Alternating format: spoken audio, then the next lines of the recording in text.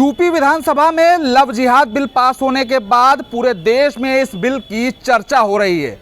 अब सरकार इस बिल को पास करके पूरे प्रदेश में होने वाले धर्मांतरण के खेल पर अंकुश लगाएगी। इसके लिए सजा का प्रावधान भी है और उम्र कैद की सजा इस पूरे मामले में सामने रखी गई है। इसके साथ ही 1 लाख रुपए का जुर्माना भी सरकार ने इस बिल में पास किया है। तमाम कानून के जानकार हैं क्योंकि ये बिल अब कानून की जद में आ चुका है, इसलिए कानून के जानकारों से बात करना भी ज़रूरी है। तमाम अधिवक्ता यहाँ पर मौजूद हैं।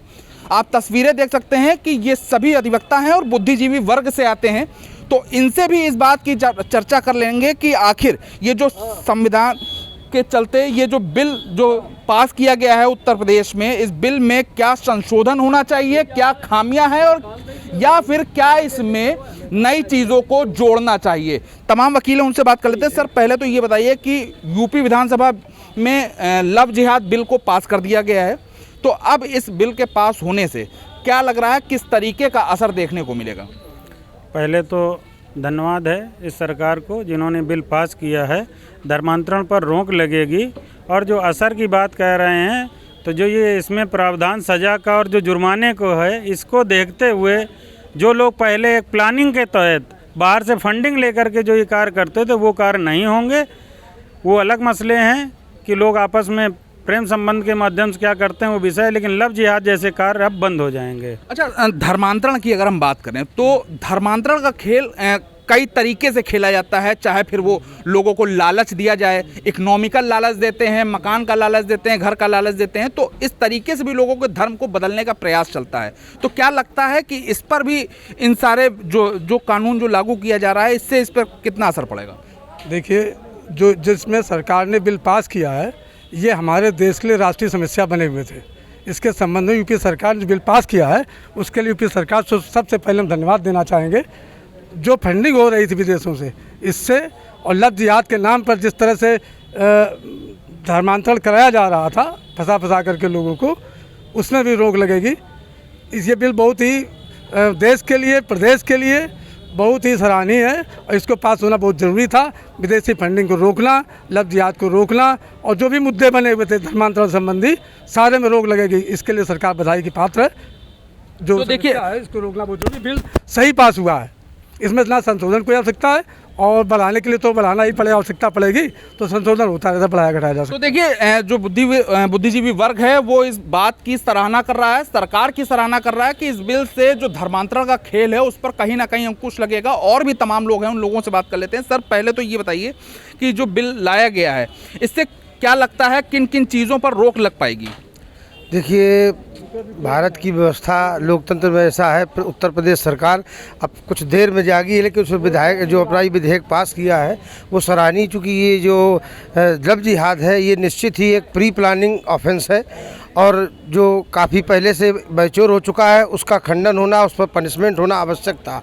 प्रदेश सरकार ने जिस प्रकार से विधेयक को लागू करके इस अपराध को कमज़ोर करने और हमारी अपनी धर्मनिरपेक्षता पर कोई प्रतिकूल प्रभाव न पड़े, उसके लिए कठोर दंड की आवश्यकता है। और जो सरकार ने निर्णय लिया वो एकदम अपने आप में उचित है। ये प्री प्लानिंग में किया गया किसी भी समाज द्वारा दूसरे समाज को आघात करने वाला अपराध था।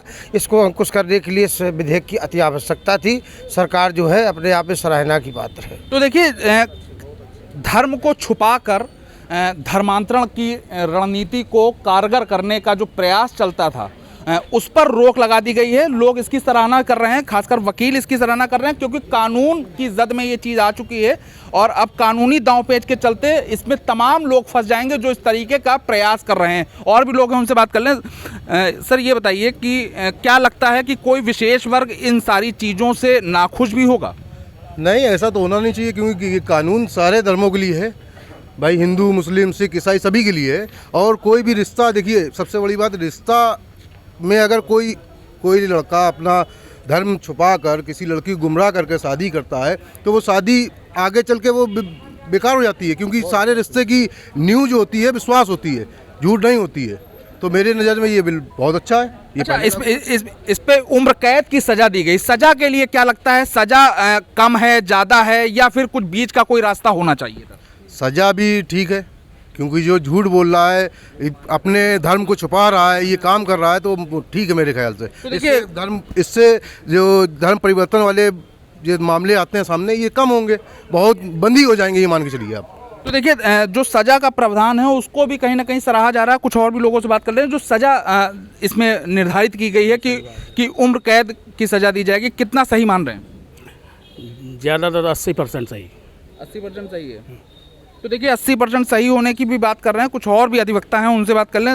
ये बताइए इस बिल को कितना सराहा जा रहा है? जो काम उत्तर प्रदेश सरकार ने किया है बहुत ही सराहनीय काम है। जैसा कि भारतीय संविधान के अनुच्छेद 25 में दिया गया है कि धर्म का प्रचार करना, ना कि धर्म को प्रचार के बहाने से धर्मांतरण करना। तो ये मुद्दा पहले भी कोर्ट में भी चलते रहे हैं, लेकिन इस बार जो सरकार ने निर्णय लिया है बहुत ही उत्तम निर्णय लिया है। और ये जो अनुच्छेद 25 है उसका पूर्ण से पालन किया जाना चाहिए, ना कि धर्म के प्रचार के माध्यम से धर्मांतर किया जाने। और इसमें जो सज़ा का प्रावधान किया गया है वो एकदम उत्तम किया गया है। और जुर्माना 1 लाख रुपए, और इसमें जुर्माना 1 लाख राशि, इसको तो और भी बढ़ा देना चाहिए। कहीं ऐसा तो नहीं है कि इस कानून के, इस विधेयक के चलते कुछ लोग इसका नाजायज़ फ़ायदा भी उठाएंगे? नहीं, इसका कोई नाजायज़ फ़ायदा उठाने का कोई अवसर बनता ही नहीं है, क्योंकि ये धर्मांतरण करके लोगों को कहीं ना कहीं एक तरीके से बहला फुसलाकर उनको किसी तरीके का लोभ लालच देकर धर्मांतरण किया जा रहा था। अब इस कानून के आने से इसमें परिवर्तन आएगा और लोगों में जागरूकता भी बढ़ेगी धीरे धीरे। इस तरीके धर्मांतरण रुकने से देश की उन्नति होगी। तो देखिए देश की उन्नति इस विधेयक से मानी जा रही है कि देश की उन्नति भी होगी। एक बार फिर से बात कर लेते हैं। जो अमूमन आप देखते हैं, क्योंकि कचहरी में तमाम तरीके के मामले आते हैं कि कभी किसी लड़की ने किसी को फंसा दिया, कभी कोई महिला अपराध में कोई फंस गया, अमूमन कुछ लोग उसमें बेगुनाह भी होते हैं। तो क्या लगता है कि धर्मांतरण का जो मामला है जिसे मान्यता मिल रही है, तो इसमें कहीं ऐसा तो नहीं कि इसका कोई दुरुपयोग किया जा सके? हम बात कर रहे हैं लव जिहाद की, पूर्ण रूप से धर्मांतरण की कोई बात नहीं है। लव जिहाद में इस तरीके कोई व्यक्ति अपना धर्म छिपा करके यदि कोई ये कार्य कर रहा है, उसके लिए ऐसा कुछ नहीं है, इसका दुरुपयोग होने कहीं कोई चांस नहीं है। तो पूरी तरीके से वैलिड है, सही है? बिल्कुल पूर्ण सही है।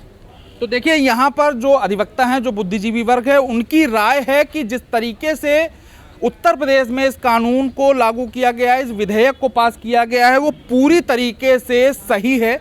और इससे कहीं ना कहीं जो धर्मांतरण का खेल चल रहा है, पूरे देश में चल रहा है, उससे फिलहाल उत्तर प्रदेश में एक बड़ी लगाम लगाई जाएगी कि जो लोग विदेशों में बैठकर भारत में धर्मांतरण का खेल खेल रहे हैं या फिर अपने धर्म को छुपाकर किसी को बहला फुसलाकर धर्मांतरण की प्रक्रिया कर जो कानूनन अपराध कर रहे हैं, उसकी जद में वो सभी लोग आ जाएंगे। और इतनी बड़ी जो सज़ा दी गई है, ताउम्र का इसमें प्रावधान रखा गया है, 1 लाख रुपए जुर्माने का प्रावधान है, उस पर अब लोग अपने आप को कहीं ना कहीं फंसता हुआ देखेंगे और इस अपराध को करने से बचने का काम करेंगे।